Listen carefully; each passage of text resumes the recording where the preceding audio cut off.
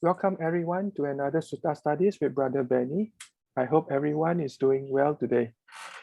We will be discussing Subhasita Sutta today. This will be our last discussion for the Sutta Nipata series.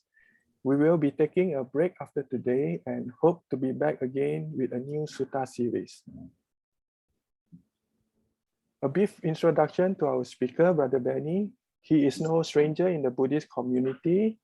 Professionally, he is a senior VP of a multinational corporation and also a director of companies in Malaysia and the UK. His contribution to the Buddha Sasana is extensive, to say the least, and he is a common sight in our circles for sharing the Dharma in various Buddhist centers. With his extensive knowledge of Buddhism, we are grateful that he will be sharing that knowledge with us today. So let us put our palms together and welcome Brother Benny. Welcome again, Brother Benny. The floor is all yours. Yeah, thank you. Sadhu, thank you. Sadhu. Thank you, Brother John. Thank you. Okay, now just maybe share my slides with you. Okay. Can you see the slides? Yes. You can, huh? Okay, right. So as Brother John mentioned, this is the final discourse that we're going to discuss for under the Sutta Nipata series. I think we have covered what 8 already, right? We selected 9, isn't it? Is it? I lost track. So time passes very fast. Huh? So we already had 9 months. Huh? Okay. All right. And of course, all during COVID. Huh? So today we're going to look at this Subhasita Sutta. Subhasita. So these 2 words, Subha, I think you know this word Subha from the word Su, isn't it? Like you got Sukha. You know Sukha, Sukhahati, right? Sukhahati, and then you know the swastika, suastika, so Su. So the Su there, the Subha actually means something that is good, something that is wholesome. Sita means basically something that is spoken, right? So this is a discourse about what is well spoken, okay, or what is eloquently spoken. So this is an interesting discourse. It is unlike the others in the Sutta Nipata. It is not very complicating. All right. So here you find that the Buddha actually knew the tremendous power of words. We all use words, right? So words and the ideas that they present actually can change not just our minds, can change lives. And because of that, that's why the Buddha basically advises don't lie, don't backbite, don't slander or hurt others, and then don't just waste your time with idle chatter. So these are the 4 things, right? I think we all know. We study this in our class on Buddhism, where one among the 10 wholesome and 10 unwholesome actions. So those, of course, will be in the negative aspects, telling you what not to do.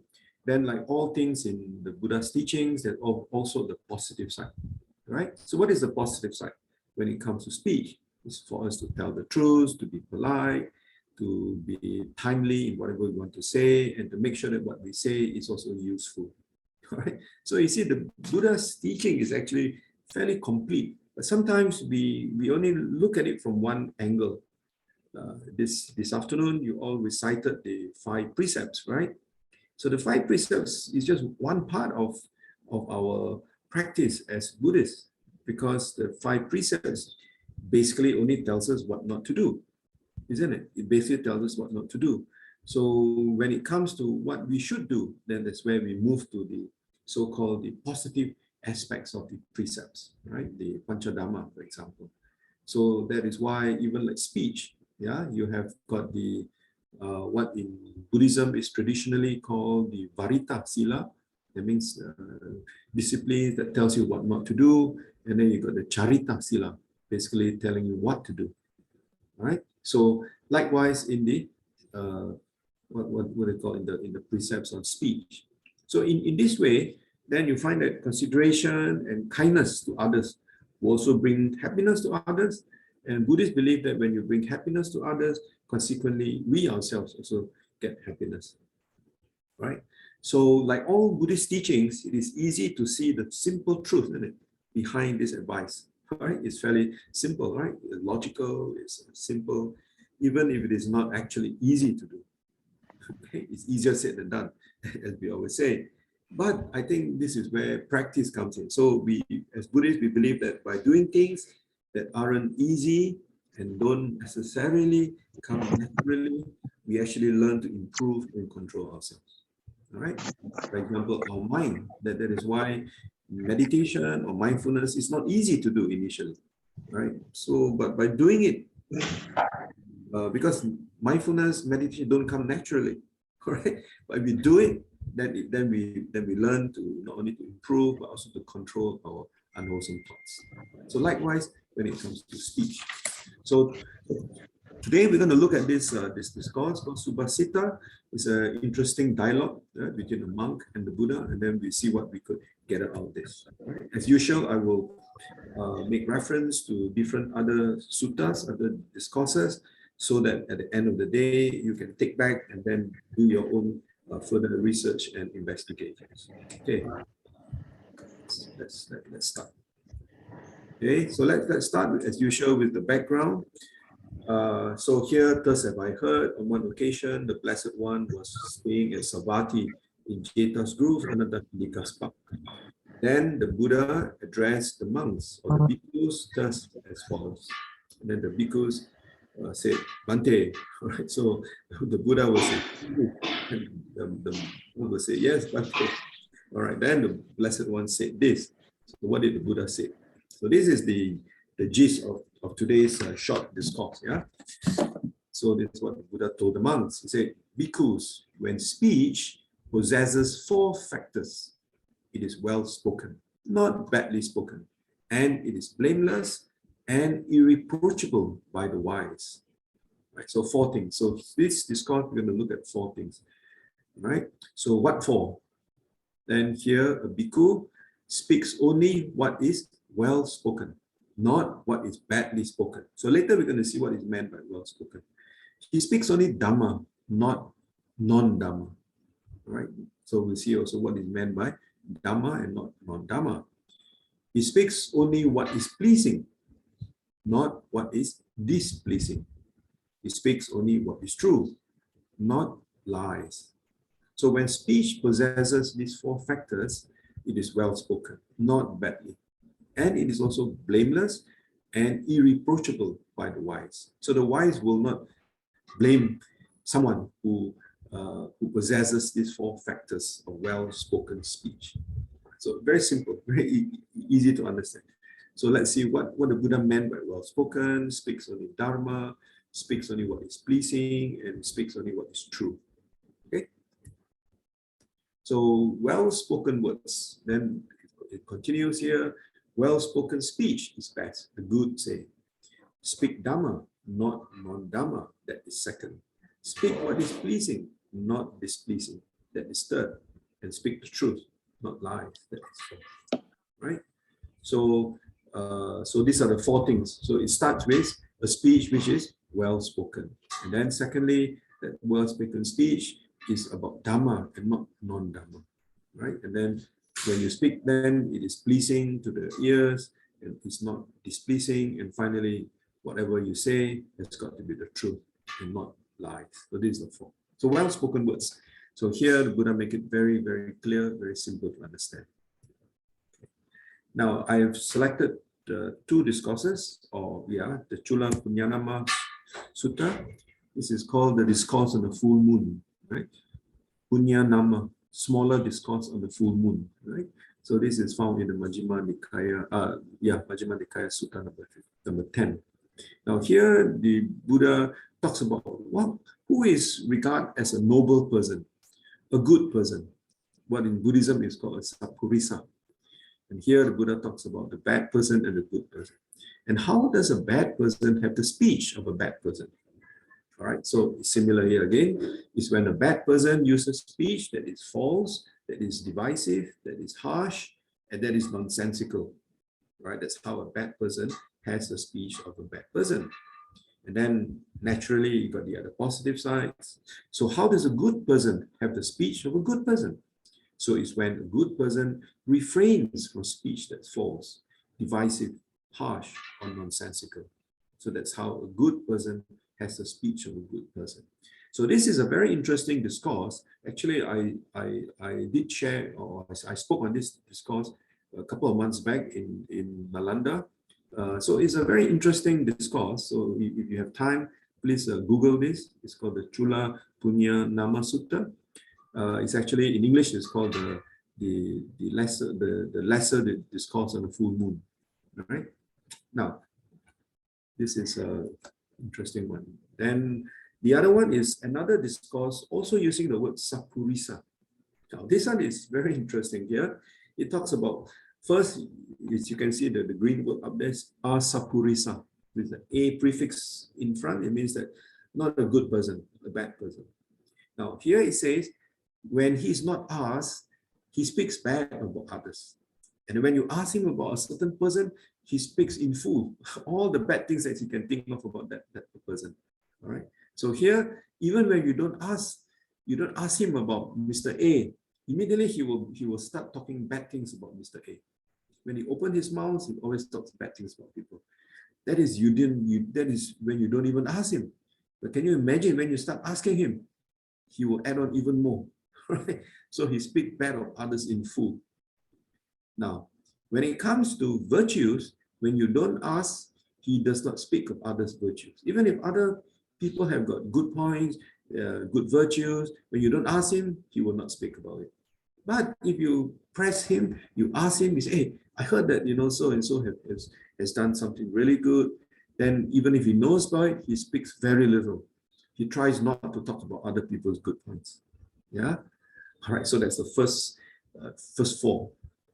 And then this is about about himself, right? The first four is about other people, right? The second four is about himself.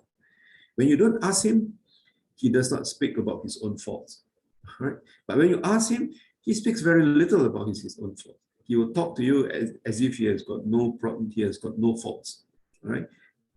And then when it comes to his good points, you don't ask him.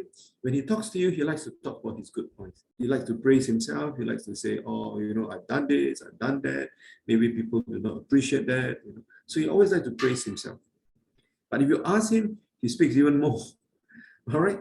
So when you don't ask him, he also talks about himself. But imagine if you ask him, he talks in full. So this is a very interesting discourse in the Sapurisa Sutta, the discourse of a good person. This is in Sutta, in the book of Gradual Swing, book of 4. So remember, the first 4 is about other people, right? And then the next 4 is about himself. So you got the reverse. This is a good person, same discourse. So when he's talk about other people's faults, if you don't ask him about other people's faults, he doesn't talk about it. But if you ask him, he speaks very little. He is not too excited about speaking about other people's bad points, right? But when it comes to virtues, if you don't ask him, yeah, he will speak about other people's virtues. He will talk to you. He will share with you, oh, so and so, has done great stuff. So and so, is a great benefactor. But if you ask him, then he'll really tell you even more. So he has this habit of trying to say good things about other people, but not about himself. All right. Then when it comes to his own faults, right? About his own faults. When you don't ask him, he's always ready to admit to you, oh, this is, I'm not perfect, I need to learn, I need to improve myself. And then if you ask him, can you tell me what are your faults? Then he's not shy, he's not reluctant to share with you what his faults are. All right. When it comes to his own virtues, what consider his good points, if you don't ask him, he doesn't talk about it. But if you ask him, all right, then he speaks about the virtues of other people. All right, other people's virtues, he is happy to talk about. But when it comes to his own virtues, he's quite reluctant to talk about. Okay, so can you see that the metrics there, right? So for the good person, the first pair is about faults, other people's faults. The second pair is about other people's virtues. The third pair is about his own faults. And the fourth pair is about other people's virtues. Right? sorry, I think there's a typing error. Should be speaks of his own virtues, right? As you can see, it's a typo error. So she speaks of his own virtue, right? He speaks of very little, but asked, right? Okay. So anyway, this sapurisa, so it tells you about the person, right? So whether he's a good person or he's not a good person, right? So you can read the details and we'll refer to this sutta itself. Okay, so that was just some extra information. So now Venerable Vangisa continues.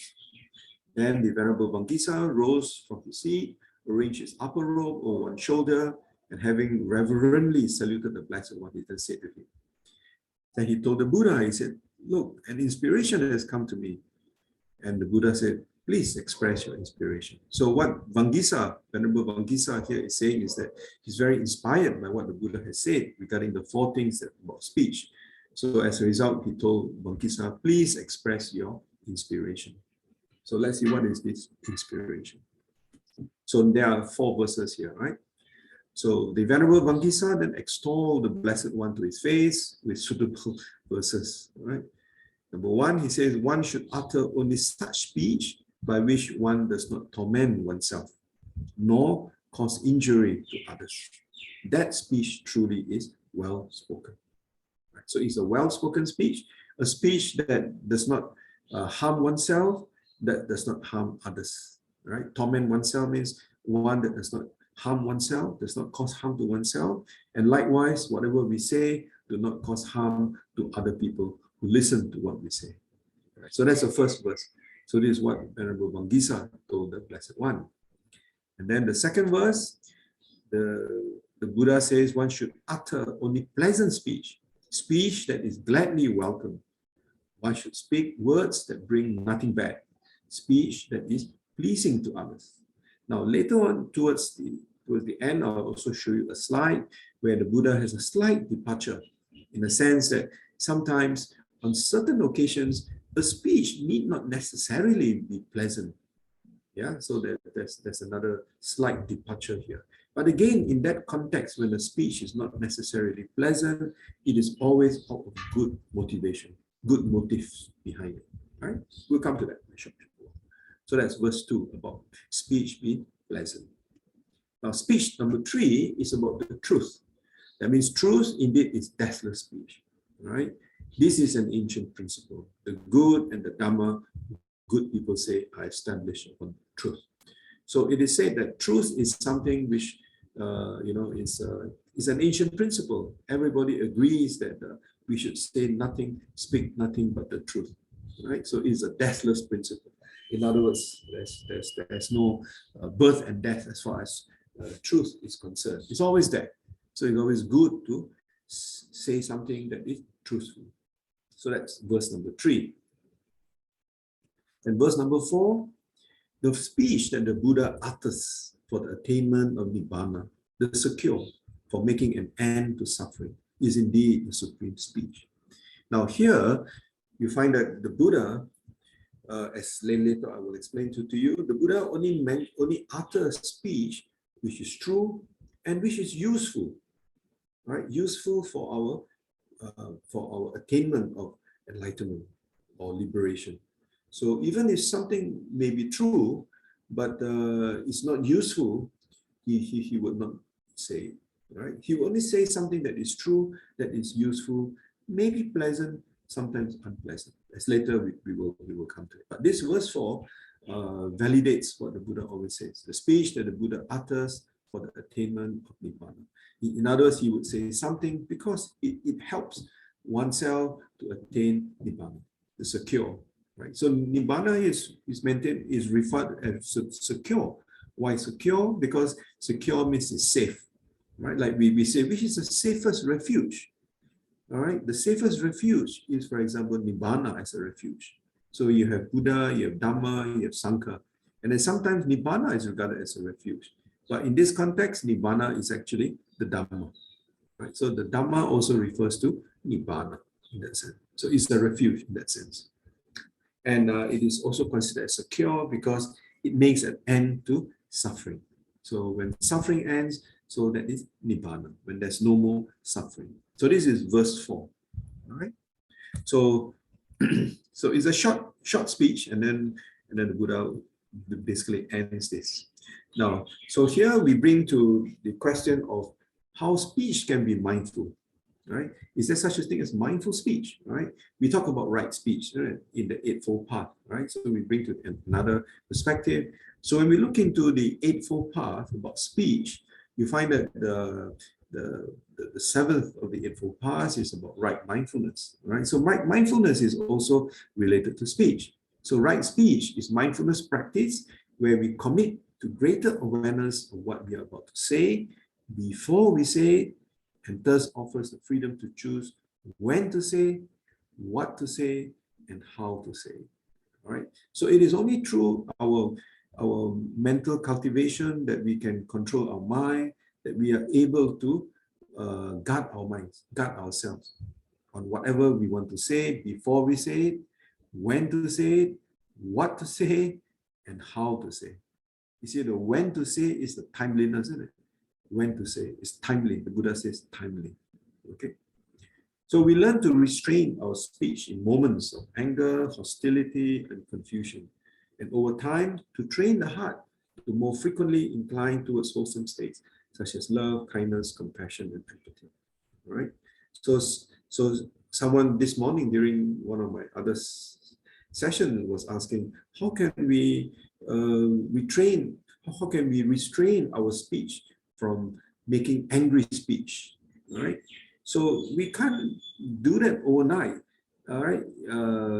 We have to practice. What have we got to practice? We got to practice, for example, loving kindness. We have to practice compassion, right? If we practice loving kindness long enough, what happens is that our mind becomes habitual. Our minds get connected easily with loving kindness. So when another mental factor or another thought like anger arises, it is easily arrested by loving kindness. All right. So it doesn't mean that we do not get angry anymore when we practice loving kindness. Remember, anger is an unwholesome state that is found even in someone who attained the first and second stage of enlightenment, right? Even a sotapan, for example, still have anger. But the anger of a sotapan is different from maybe the anger of an ordinary person. When a sotapan is when someone says something that makes a sotapan angry, immediately he can catch it. He knows he's angry. He will not revert to, for example, punching you in the nose, right? But maybe people like us, if someone says something or do something to us, we can get so angry, we can just give it a punch on the nose or a slap on the face, right? So our anger can easily translate into hostility, into hatred, and into very even violent actions. Okay, so we learn to restrain. So speech is a very important thing, right? So we start with speech. So how do we do that? He says we train the heart, or we train the mind to more frequently incline towards wholesome states. So we try to associate our mind, our mental states, with things like love, compassion, kindness, and empathy. Right? How do we associate with all these things? Number one, through studying the teachings, through practicing the teachings, and through contemplating the teachings. I think I mentioned to you many times that the word bhavana means mental cultivation, right? Sometimes we use the word meditation, but actually it's mental cultivation. In fact, and I always like this Tibetan word for meditation, for mind training, which is called gom. So the word gom means we associate our mental states with anything that is wholesome, that will help us towards wholesomeness rather than unwholesomeness. Okay, so that is why we are told we should always try to cultivate loving kindness, isn't it? Because if we do that frequent enough, then loving kindness becomes second nature to us. Then we develop what is called habitual tendencies, right? Habitual tendencies, anusayas, right? Habitual tendencies, and whenever anger arises, or even delusion arises, or greed arises, it can be easily arrested by our second nature, which is love, kindness, compassion, and empathy. Okay, so this goes back again to speech, right? Because speech is one of the three doors, right?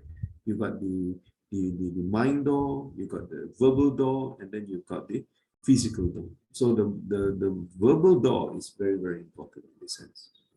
So that's the mindful speech part.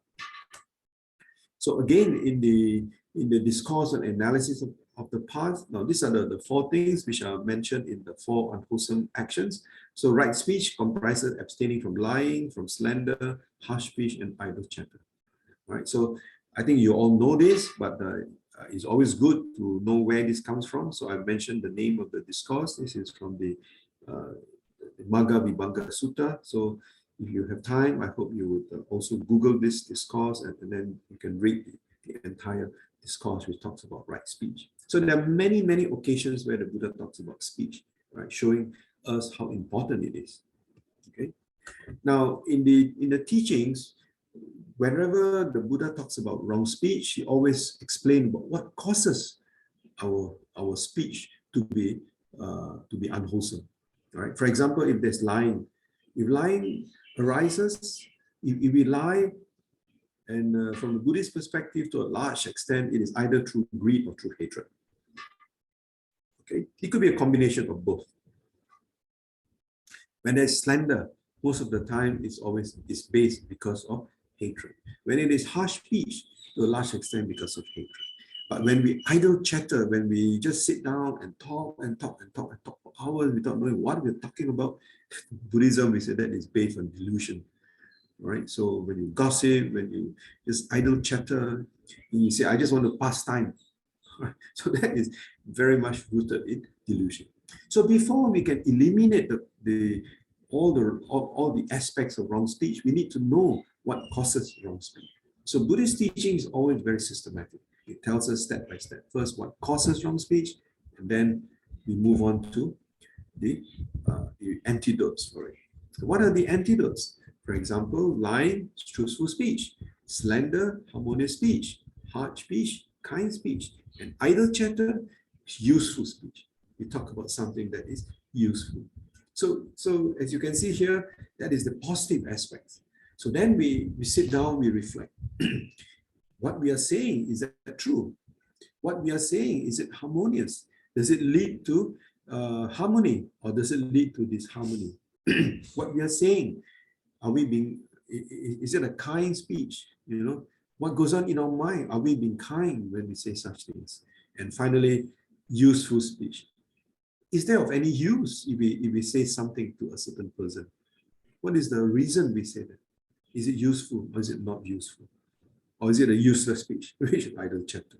So again, you see the Buddha was very, very systematic. All right.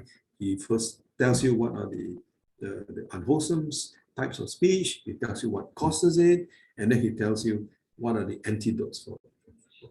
So we cannot blame the Buddha for being a pessimist by just saying, you know, that he only talks about suffering. He talks about suffering, yes, but he also tells you what are the causes of suffering, and he also tells you what are the antidotes of suffering. So he takes us on a progressive scale to understand all these things, right? So this is a very, this is what I call a pity saying, you know, pity, P-I-T-H-Y. Now this is not from the Pali discourses. This is from Bodhisattva's Garland of Gems by Atisha, who lived in the 9th century. I find this very, very useful, something that I hope we will remember this, so that it applies anytime. You know, he says that when in the midst of many, let me keep a check on my speech. When remaining alone, let me keep a check on my mind. Right? So we can remember this. When you're in the midst of many, remember your speech. But when you're alone, you don't talk to yourself, right? So when you're alone, always check your mind. Right? So I think it's a very, very good instruction for us in our practice, isn't it?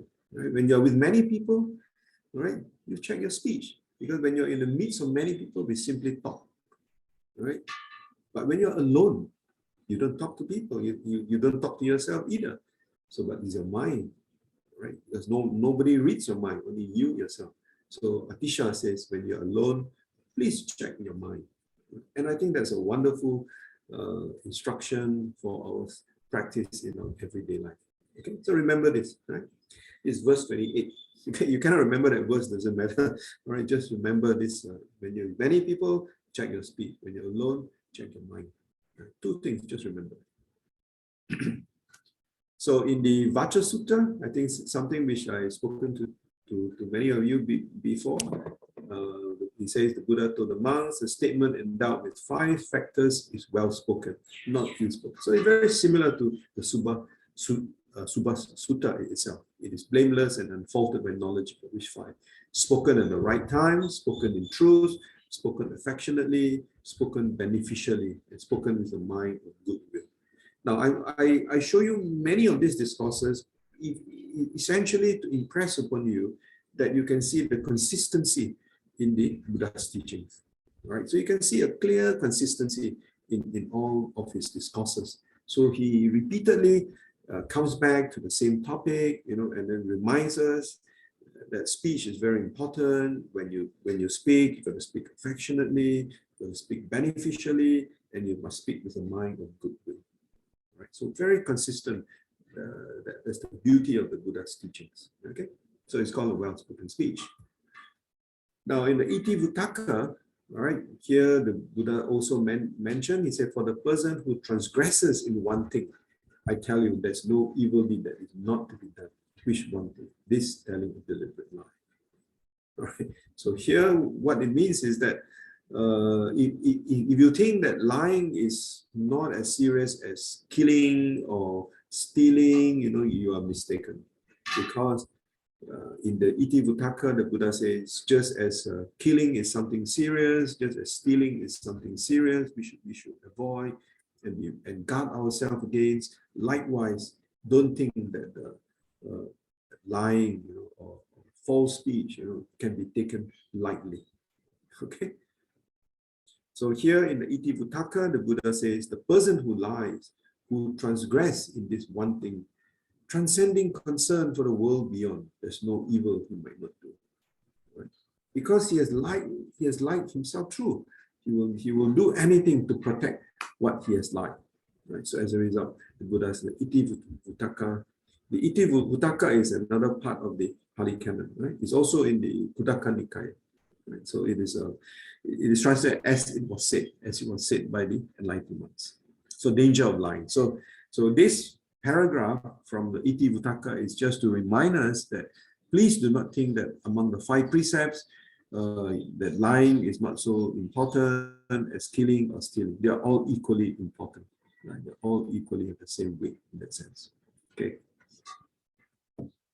So again, I think in one of the discourses in the earlier sutta class, I think we went through this discourse. If you still remember, it's the Abhaya Raja Kumara Sutta. So here the Buddha gives 6 permutations. So the Buddha was like a logician in that sense. So he gives 6 different permutations about speech that we make. He says your speech could be false, could be useless, unpleasant. Your speech could be true, but it's useless, also unpleasant. Your speech could be true, it is useful, it could be unpleasant. Your speech is false, it's useless, it's pleasant. Your speech is true, but it's useless, it's pleasant to hear. Or your speech is true, it is useful, it is pleasant. Now, if you read the Abhaya Raja Kumara Sutta, it is said that the Buddha only makes speech which is true, useful, most of the time pleasant, but sometimes unpleasant. When it is unpleasant, he says it at the right time. He knows when to say it. He chooses the right time. That is why early on, if you remember that discourse, we talked about. Oh, it's not here. Talk about speech being is it the Vacha Sutta? Is it timely? It is spoken at the right time. Right? So especially when the speech is unpleasant, so the Buddha knows when is the right time to say it. Okay. Right. So true, useful, unpleasant, true, useful, pleasant. So when it is true, useful, unpleasant, the Buddha knows the time to say it. So timely speech comes in. But when the statement is true, useful, and pleasant, he will always say, without hesitation, he will say. Okay? So there's something that we can learn. So whatever we want to say, we always ask ourselves, is it true? Is it useful? If it is pleasant, say it immediately. But if it's unpleasant, let's wait a while. Let's find a right time. Okay, maybe you know that this friend of yours, he actually did something that's not wholesome, or he did something that's not quite right, or he said something that was not quite right. So you want to highlight this to him as a friend. So you don't highlight his unpleasant action in front of everybody, then you will embarrass him. So you pull him aside, when everybody has gone back, then you find a good opportunity, you sit down with him, you talk to him as a good friend would. And then he will appreciate that. Okay? So this is what is meant by true, useful, unpleasant, true, useful, pleasant. Now then, in the Theragatha, there's also a Bhankisa there. He says, one should speak only that word by which one would not torment oneself nor harm others. That word is indeed worth. Okay? So one should speak only pleasant words, words which are acceptable to others. What one speaks without bringing evils to others is pleasant. So it's the same, right, in the Theragatha. So again, I give you another reference just to highlight to you. You see the consistency again throughout the entire Pali Canon. Right?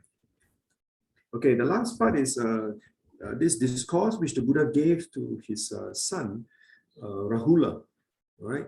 Where the Buddha advised his son that whatever you want to say, now here is more than just speech. Right? Here is the three doors: the mental door, the speech door, and the physical and the mind door. Okay, so here the Buddha says, whatever you want to do, whatever you want to say, or even whatever you want to think, you ask yourself, you reflect, you contemplate. Will this mental, verbal, and bodily action cause harm to me and others? All right. This is going to be in the future, right? So if it is yes, you don't do it. But if no, then you carry on. So so before you do something, you reflect. So this is something that's going to happen in the future. Okay. Then the Buddha said, you assess, is this mental, verbal, bodily action causing harm to me and others? In other words, it's something you're currently doing. Is it causing harm to yourself? Is it causing harm to others? If yes, you stop doing it. If no, you carry on. Okay. So again, we'll give a very systematic approach. So you see, that's how the mind of the Buddha works. He can articulate his thoughts in such a very systematic and consequential way. The next one is you have already done it. This is you review. Did this mental, verbal, bodily action cause harm to me and others? In others, if yes, okay, don't do it again. So you make a strong determination. In Buddhism, we say you make a strong adhitthana, isn't it? Adhitthana, determination. Yes, I will not do it again. If no, so wise action. Please continue. All right. So you can see the three time frame. You reflect what you are going to do. You've not yet done it. Yeah. You reflect whether it's going to be harmful to yourself or not harmful to others. If yes, please don't do it. If not, please continue. And then you've already done it. So you ask, is this mental action, this thought that I have, this verbal or this speech that I have, is it causing harm to me, causing harm to others? If yes, stop doing it. There's a time, there's a chance to stop it. Now, this is only possible if you have practiced mindfulness, right? If you're not mindful, you get swept away. You'll be swept away by the torrents of anger and greed and hatred and so on. But if you have practiced, say, mindfulness long enough, then it is possible. Okay? Then if no, you carry on. Right. Now, the last one is review. Did this mental, verbal, bodily action cause harm to me and others? Right? If yes, don't do it again. You've already done it. It's been done. Right? But you review. Then you think, did I did something not right? Did I did something that harms myself, that harm other people? Okay, if I've done that, right, I recognize that it wasn't a good action. I will not repeat that action again. But if not, please continue. So the Buddha was very systematic, as you can see. Yeah. So you can read more in this Ambalatika Rahulovada Sutta. Very long name, right? Ambalatika Rahulovada Sutta. So the Buddha gave actually a series of talks to his son. I think this was given when the son was about in his teenage years, 16. Right? So he gave when the son was very young, when he was teenage, and when the son grew up. So it's a kind of a trilogy. It's called the Rahula Sutta. Right? So it's really, really interesting. Okay.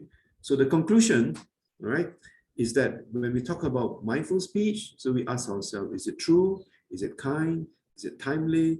Is it harmful? Is it useful? Right. So always ask ourselves these questions. Now, how do we ensure that all these things will automatically be in our subconscious? So again, practice, right? Our practice is very important. So practice means that we learn to contemplate, we learn to practice like loving kindness, right? I think loving kindness is always a very good form of practice. It helps us to always have good thoughts for other people. Okay. So I think I should end here. It's really 3:15. So give you some time for maybe we can have some discussions and if you have any questions. Since this is the last session, if you have questions from previous sessions you'd like to ask, you're also welcome to raise. Okay. All right. Thank you very much. So let us end by making this prayer. May all sentient beings have happiness and its causes. May all sentient beings be free of suffering and its causes. May all sentient beings never be separated from happiness and always be without suffering. And may all sentient beings be in equanimity, free of bias, free of attachment, and free of anger. Right? So the past 45 minutes, I think we have been discussing the Dhamma. I've been sharing with you the teachings by the Buddha. So whatever that has been useful, please take it with you and put into practice. Whatever that you find not useful, please leave it behind. Okay, thank you very much. And if you have any questions or comments, I'll be happy to discuss. Thank you.